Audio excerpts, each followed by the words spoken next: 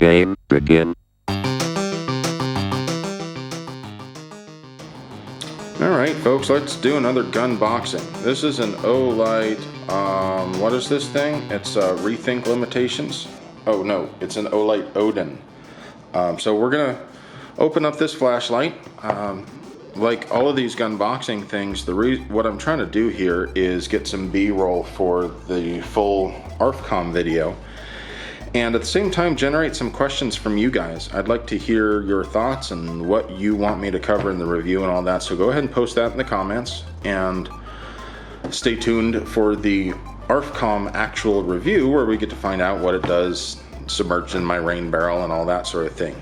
Today we're just going to take a look at it so I can get lots of really good video that we'll include in the full review. So let's get started.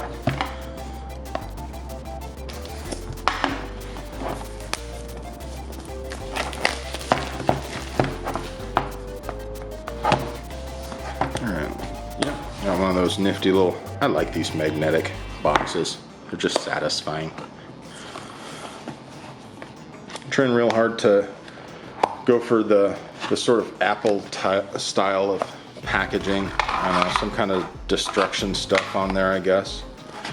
And the flashlight itself, which is, this is much smaller than the, I don't know, I think it's the Warrior that we looked at before. Focus.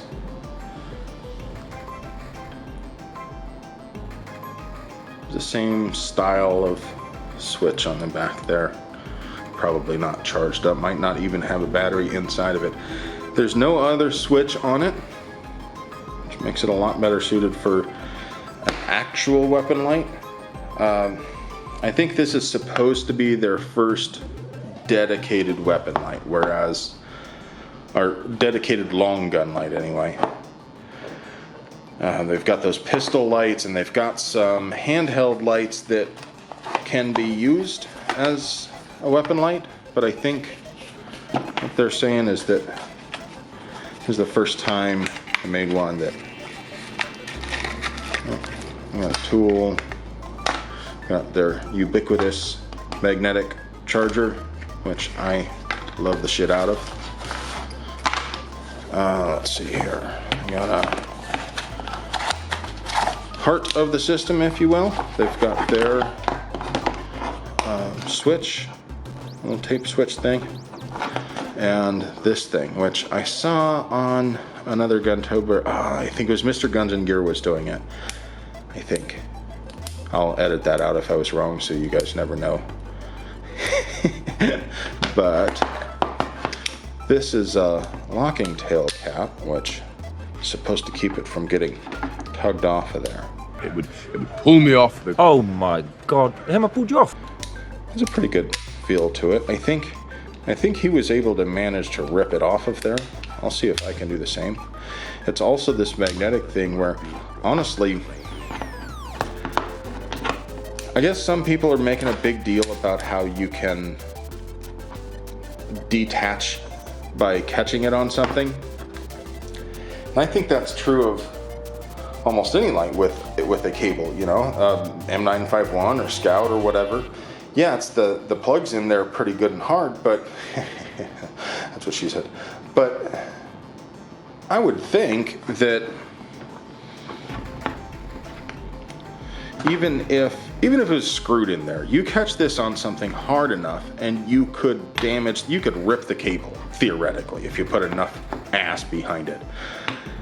And I kind of like the idea that if it does get snagged on something, that it just detaches, that you can clip it right back on. Because it has a switch underneath there, if you went to go to use the tape and it's not working, you could easily transition over to the other.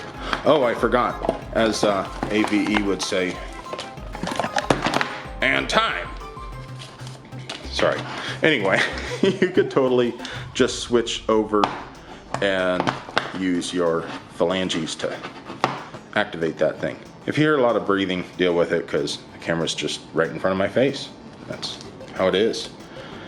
This is really just intended to be B-roll anyway, like I said. But come up with some questions if you can. We'll cover all the features in detail, like this almost looks like a bayonet lug here, but this is the mount, and you can see it's in that slot now.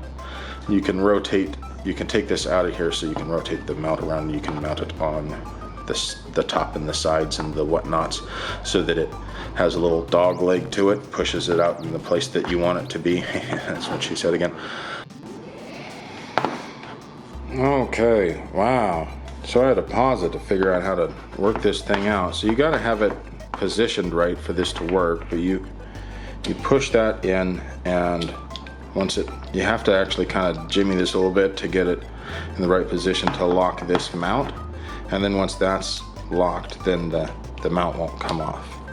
But you can do that bit there, and then you can slide the mount off. You can put it in that away, right?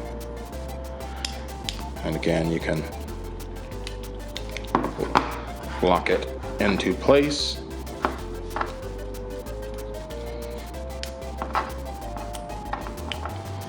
Again, you have to jimmy it a little bit to get it to the... Oh man, I had it before. I told you it's not easy. But you have to move this on the mount. You'll feel it kind of push in a little bit. That's what she said.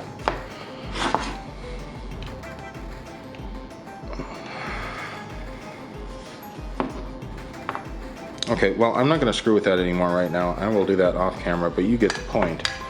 Anyway, to mount this to the rifle, you actually have to use the tool jig. I was hoping that there would be like a QD or something on there, but that's whatever it is.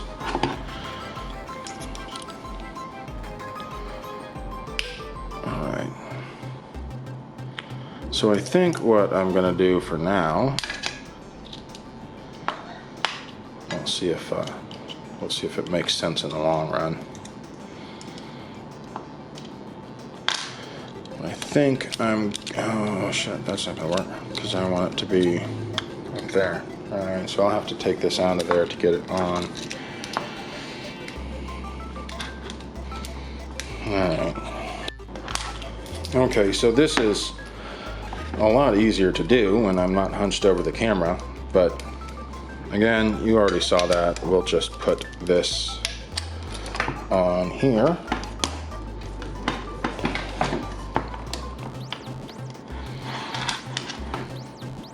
Game over.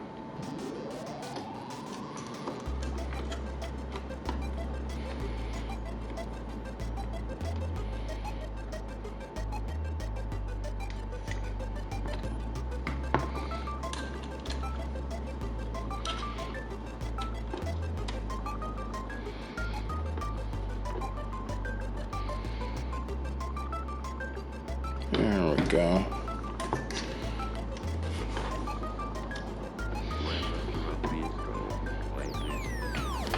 Okay.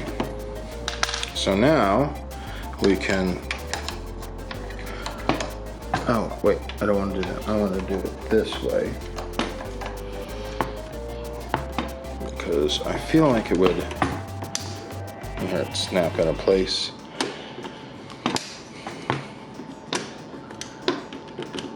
And there we go, and it's locked in now. Okay. So now, go around the side here. Probably, will it clear it? Not quite. Thusly.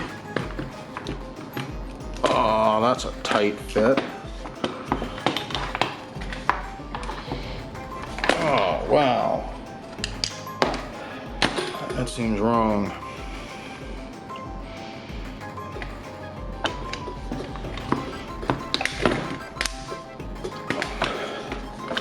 All right, there we go. That's better. And then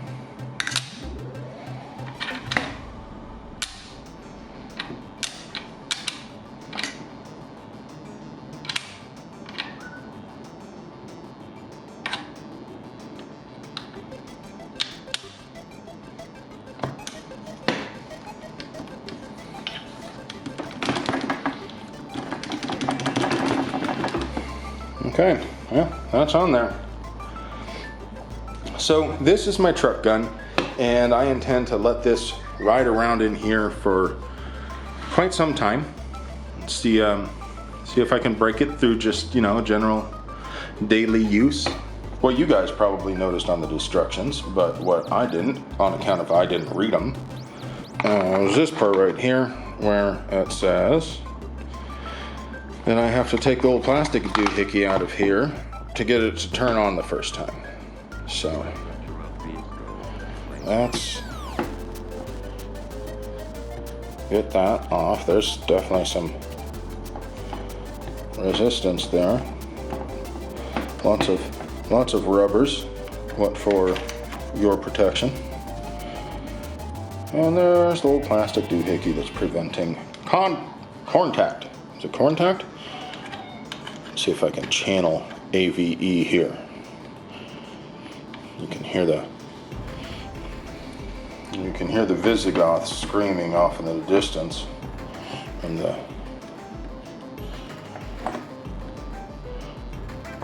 Combine ornithopter looking for fugitives from justice. So I live in the ghetto, at cold and gray Chicago night, in the ghetto, in the ghetto. Alright, let's see. Does it make the makes the brighty, makes the photons. What for the beaming? Is it warm?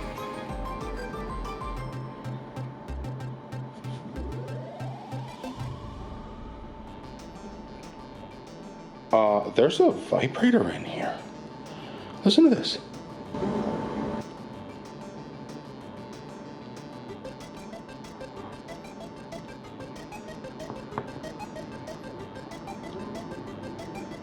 Oh, what is that? Oh, that's a trip. Oh, I need to read the instructions again. I need to know what that is. Yeah, I guess it's just part of the light, so it would work this way too. Yeah, totally does. Oh, wow. So, check it out. So the vibrator that's in this is for telling you that the power is low. So listen real close, Mike. You hear that?